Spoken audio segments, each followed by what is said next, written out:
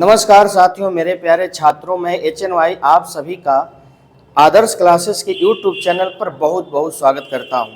मेरे साथियों, मेरे भाई, मेरे दोस्त, आज मैं आप सभी को आज से लगातार 5 का पंच अर्थात 5 करेंट अफेयर जो हमारे देश दुनिया में प्रतिदिन जो घटनाएं घट रही है उसी घटनाओं को लेकर के मैं आता रहूँगा।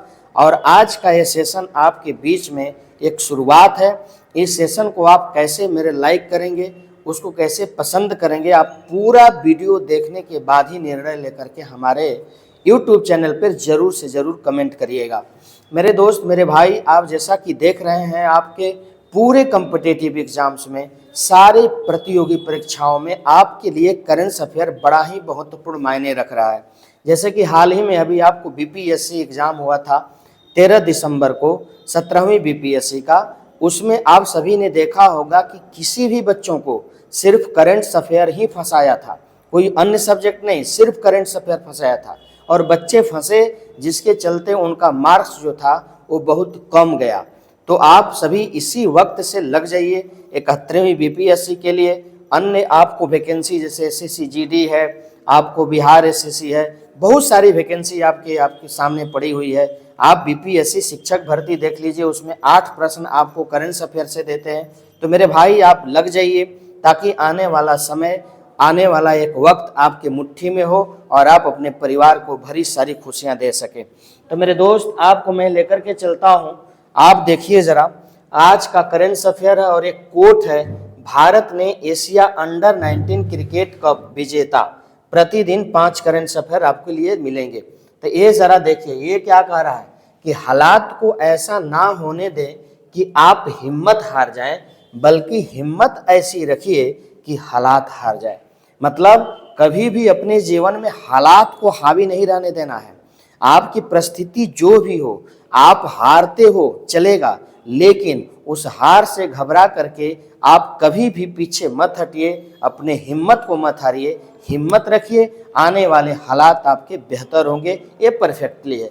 तो आपके सामने आज का मैं करंट अफेयर नंबर 1 लेकर के चल रहा हूं, आप इसे देख लीजिए, आपके सामने मैं रख रहा हूं। मेरे साथियों, प्रश्न नंबर 1 आपके सामने यह है, और प्रश्न नंबर 1 कह रहा है, आप जरा देख लीजिए, आपके स्क्रीन बोर्ड पे है। कह रहा है प्रश्न कि हाल ही में अंडर 19 एशिया क्रिकेट कप महिलाओं का खिताब किस देश की टीम ने जीता है। ये किसने नहीं जाना, हमने 1-2 बार हिंट भी क्लास में कर रखा हूं इस प्रश्न को लेकर के। आप जरा देख लीजिए, हाल ही में अंडर 19 एशिया क्रिकेट कप महिलाओं का खिताब किस देश की टीम ने जीता है। तो ऑप्शन आपके सामने ए भारत, बी पाकिस्तान, सी बांग्लादेश और डी श्रीलंका आपके सामने है। तो साथियों, मैं आपको लेकर के चलता हूं, इसको आप लेकर के मैं चलता हूं, इसे आप देखिएगा यह क्या कह रहा है।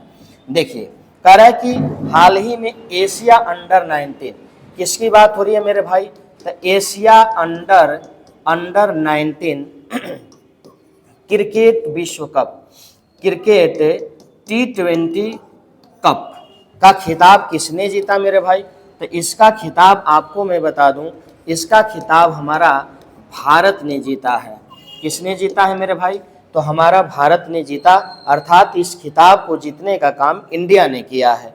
आपको मैं बताऊं कि इस खेल का उप विजेता जो था, इस खेल का उप विजेता जो था वो कौन था मेरे भाई, तो उप विजेता आपको मेरे दोस्त बांग्लादेश है।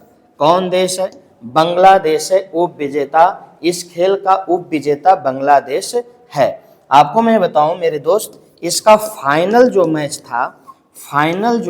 था वो मैच आपको 22 दिसंबर 2024 को खेला गया था। कहाँ खेला गया था, तो कुआलालंपुर में, कुआलालंपुर में इसका फाइनल मैच खेला गया था। इस खेल में भारत जो था, भारत ने 117 रन ठोका था। इस खेल में भारत ने 117 रन ठोका था।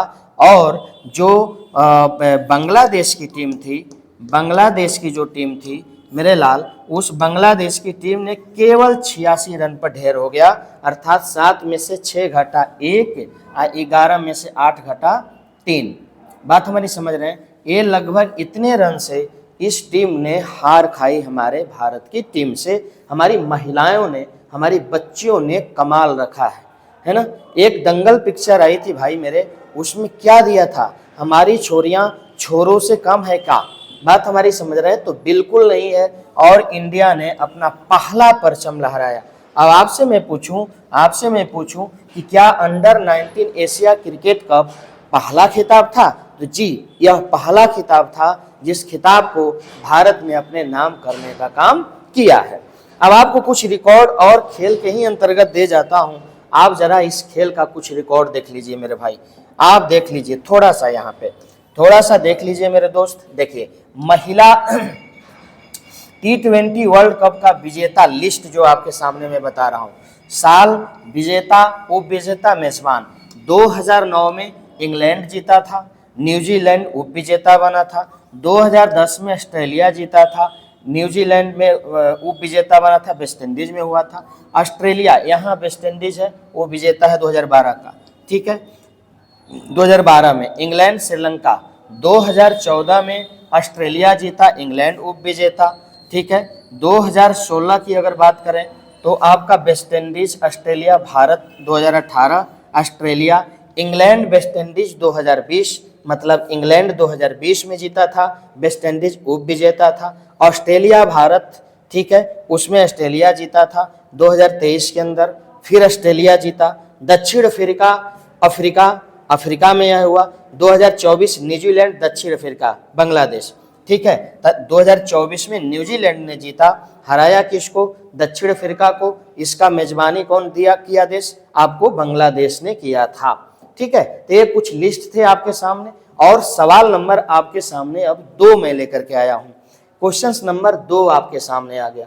कह रहा है क्वेश्चन नंबर 2 कि हाल ही में संयुक्त राष्ट्र आंतरिक न्याय परिषद का अध्यक्ष किसे नियुक्त किया गया है? ठीक है, हर्षवर्धन को, मदन लोकुर को, राम मोहन राम को, के संजय मूर्ति को। ये आपके सामने मैंने लिस्ट रखा मेरे दोस्त, यहाँ पर आप इसको देख लीजिए। ये 4 ऑप्शंस है। अब आप 4 ऑप्शंस को देख करके आप बिल्कुल आंकड़ा लगा सकते हैं, ठीक है। अब इसमें किसी अन्य देश का कोई नागरिक नहीं चुना गया भाई साहब, अपने भारत का नागरिक चुना गया है। समझ गए हमारी बात को? अपने भारत का। तो देखिए जरा किसकी बात हो रही है? संयुक्त राष्ट्र आंतरिक न्याय, किसकी बात हो रही है मेरे भाई? संयुक्त राष्ट्र आंतरिक न्याय परिषद, आंतरिक न्याय परिषद का अध्यक्ष किसे नियुक्त किया गया है? तो मेरे भाई ये कोई और नाम नहीं है, वो नाम है मदन लोकुर। मदन क्या है मेरे भाई? लोकुर, मदन लोकुर। अब मदन लोकुर को कितने साल के लिए? तो 4 साल के लिए, 4 साल के लिए क्या किया गया है? चुना गया है इस पद पे। 4 साल के लिए मेरे भाई क्या किया गया है मेरे दोस्त? इनको 4 साल के लिए इस पद पर चुना गया है। कौन? तो मदन लोकुर। समझ गए हमारी बात को? मदन लोकुर मतलब सीजेआई के रूप में सुप्रीम कोर्ट में बहुत वर्षों तक क्या किया? बहुत वर्षों तक कार्य किया है, भारत के अंदर कार्य किया है, जिनको इस अनुभव के चलते भारत के इस महान व्यक्ति को कहाँ पे? तो संयुक्त राष्ट्र आंतरिक न्याय परिषद का क्या बना दिया गया? अध्यक्ष बना दिया गया। अब थोड़ा सा इसका डिटेल्स मैं आपको जानकारी देना चाहता हूं मेरे दोस्त, यहाँ पर थोड़ा सा देख लीजिए, यहाँ पर थोड़ा डिटेल्स आप देख लीजिए इसकी बात को, यहाँ पे थोड़ा डिटेल्स देख लीजिए क्या कह रहा है। भारत के पूर्व सुप्रीम कोर्ट के न्यायाधीश न्यायमूर्ति मदन वी लोकुर को संयुक्त राष्ट्र अंतरिम न्याय परिषद मतलब आईजेसी का अध्यक्ष नियुक्त किया गया है। बात हमारी समझ रहे हैं? ये इनके बारे में दे रहा है। संयुक्त राष्ट्र महासचिव एंटोनियो गुटारेस। अगर आपको बोले कि संयुक्त राष्ट्र का महासचिव कौन है, उसका ऑनरशिप कौन है, तो आपको वर्तमान में एंटोनियो गुटारेस ये द्वारा 19 दिसंबर 2024 को भेजे गए पत्र में इस नियुक्ति की पुष्टि की गई, जो तुरंत प्रभाव से लागू है और 12 नवंबर 2028 तक यह वैध रहेगी। 12 नवंबर 2028 तक यह वैध रहेगी, मतलब 4 साल को लिए। ठीक है, यह नियुक्ति कब की गई? तो 19 दिसंबर को की गई। किसने किया? एंटोनियो गुटारेस। मतलब ये कि अगर आपसे कोई सवाल करे कि संयुक्त राष्ट्र के संघ के जो महासचिव हैं वो कौन है मेरे भाई, तो आपको एंटोनियो गुटारेस। ये आपके बारे में यहाँ पर डिटेल्स इस प्रश्न को मैंने देने का काम किया। ठीक है, अब सवाल नंबर दोस्त आपके सामने अगला है। कह रहा है कि हाल ही में राष्ट्रीय किसान दिवस कब मनाया गया है? वो थोड़ा सा आपके लिए कटा है, यहाँ पर आपको पूरा है। हाल ही में राष्ट्रीय किसान दिवस कब मनाया गया है, ये सवाल आपके सामने हमने रखा। राष्ट्रीय किसान दिवस कब मनाया गया है, इसको आप जवाब दीजिए, है ना। 20 दिसंबर को, ठीक है, चेंज कर लेता हूँ इंक को, 21 दिसंबर को, 22 दिसंबर को या 23 दिसंबर को? 20 दिसंबर, 21 दिसंबर, 22 दिसंबर या 23 दिसंबर? ठीक है, आपके दिमाग में जवाब कंक्लूड रूप से आ गया होगा, मेरे को पूर्ण रूप से विश्वास है। देखिए जरा, नहीं भी आ गया होगा तो समझ लीजिए किसकी बात हो रही है मेरे भाई? राष्ट्रीय किसान दिवस, राष्ट्रीय किसान दिवस की बात हो रही है। ठीक है ना मेरे बच्चे, जरा देखिए राष्ट्रीय किसान दिवस, अगर आपको कोई पूछे कि इसकी शुरुआत कब हुई थी, तो शुरुआत हुई थी 23 दिसंबर 2001 में। 23 दिसंबर 2001 में किसके ऊपर? तो यह भारत के पूर्व प्रधानमंत्री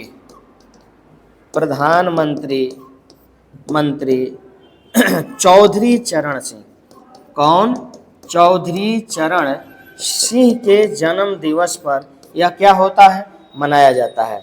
चौधरी चरण सिंह के जन्म दिवस पर क्या मनाया जाता है भैया? किसान दिवस, राष्ट्रीय किसान दिवस मनाने की घोषणा की जाती है। चौधरी चरण सिंह हमारे भारत के कहाँ के भैया?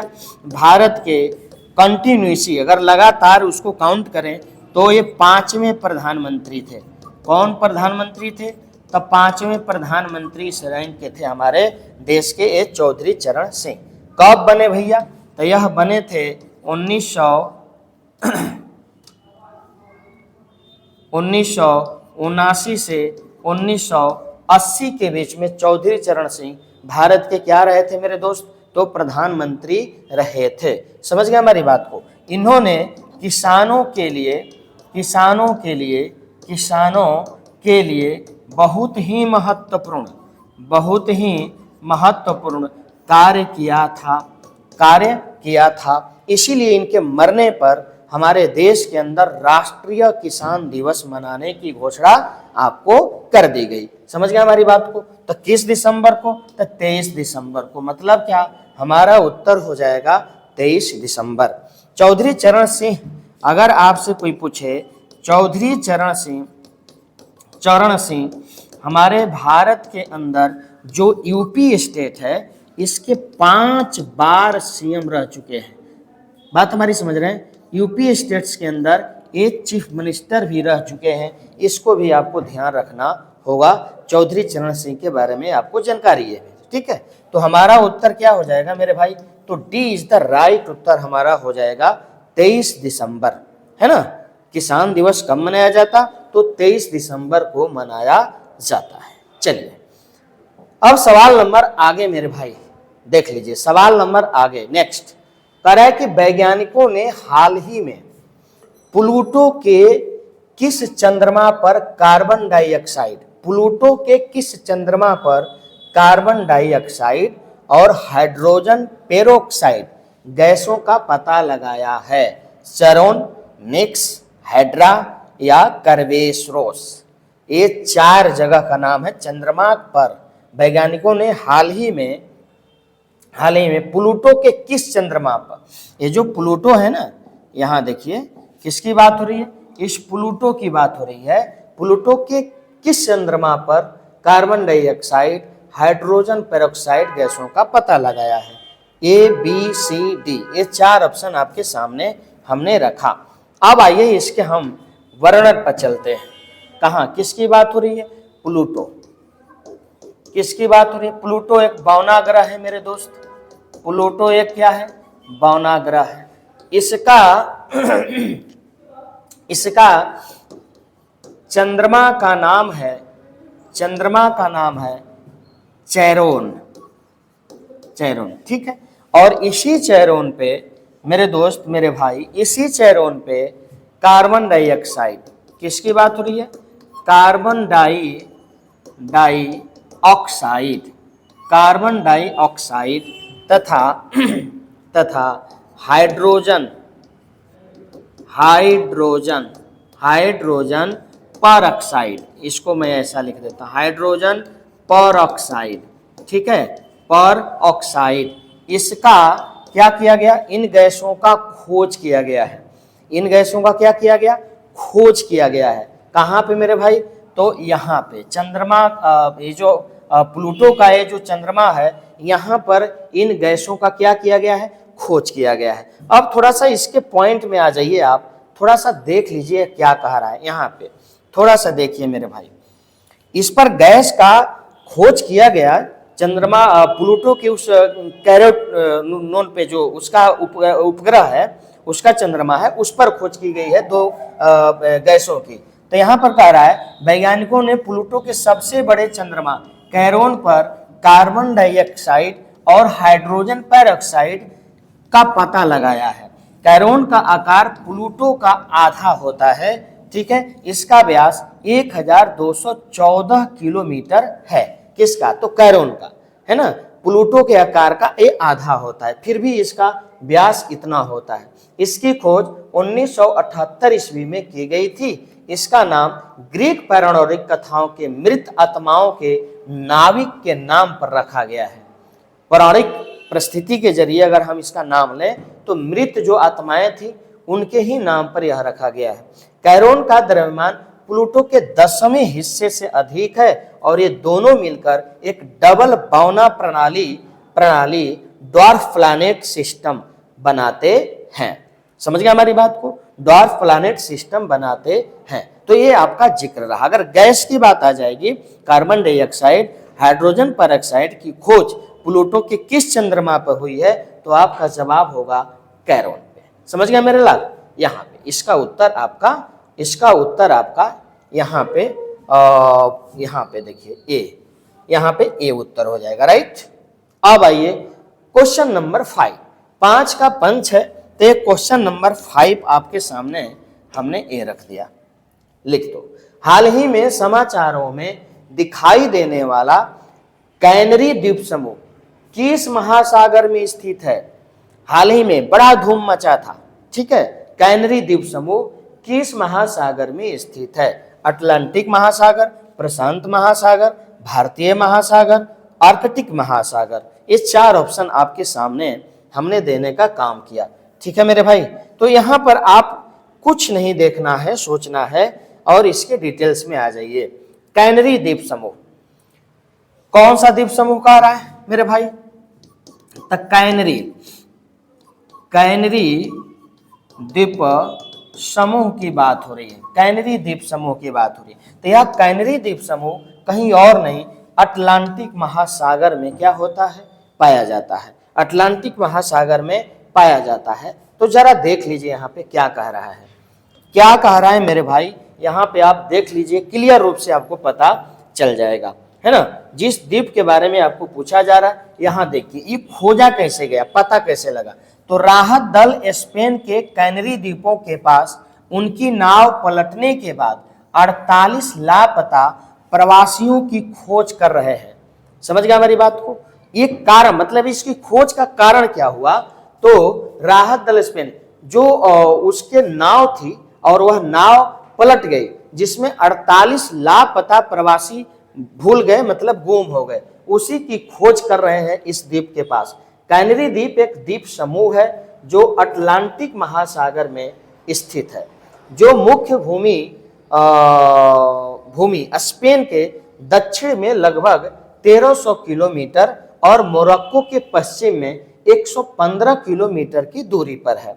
ये दो स्पेनिश प्रांतों लॉस पल्मा और सांता क्रूज डे टेनेरिफ से मिलकर बने हैं। ये द्वीप लाखों साल पहले ज्वालामुखी विस्फोटों द्वारा बने थे और इसमें समृद्ध ज्वालामुखी मिट्टी है।